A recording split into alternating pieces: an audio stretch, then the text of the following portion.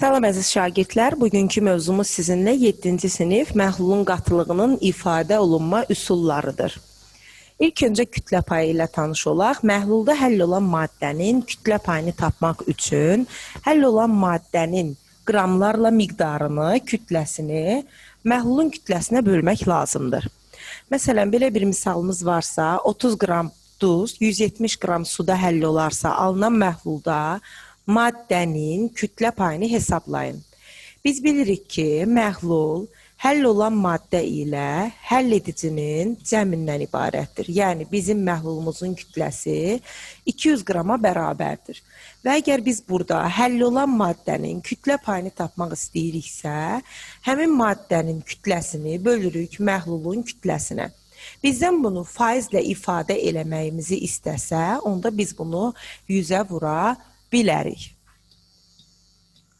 Davam edək. Faizli qatılıq nədir? Məhlulun 100 qramında həll olan maddənin qramlarla miqdarına faizli qatılıq deyilir. Məsələn, 20 faizli məhlul nə deməkdir? Yəni, 100 qram məhlulda 20 qram həll olan maddə varsa, 80 qram da su vardır deməkdir. Məsələn, 300 qram məhlulumuz varsa, əgər bu 300 qram məhlulumuz 10 faizlidirsə, 300-ün 10 faizini nəzərə alırıq. Demək ki, bizim 30 qram burada həll olan maddəmiz var, 270 qram da suyumuz var.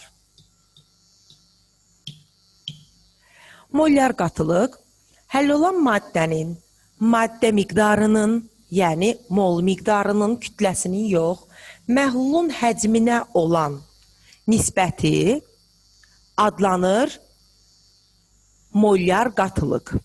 S bərabərdir nü bölək V və biz mol maddə miqdarından bilirik ki, nü bərabərdir M bölək MR. Növbəti düsturumuzda nəzərə alsaq, yekun düsturu M böl MR vur V şəklində ala bilərik.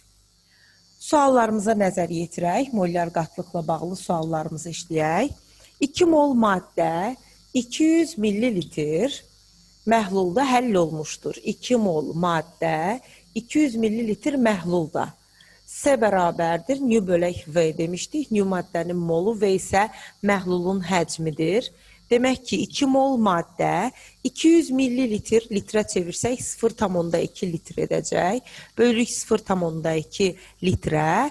Demək ki, bizim məhlulun molyarlığı ona bərabər olacaq. Növbəti məsələmizə baxaq. 400 millilitr məhlul, yəni 0,4 litr. 8 qram natrium hidroksid, yəni M bərabərdir 8 qram.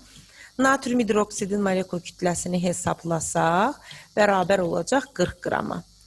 Yekun düsturumuz kiçik M bölək MR vuraq V olduğu üçün 8 bölək 40 vuraq 0,4 düsturundan hesablamasından istifadə etməliyik.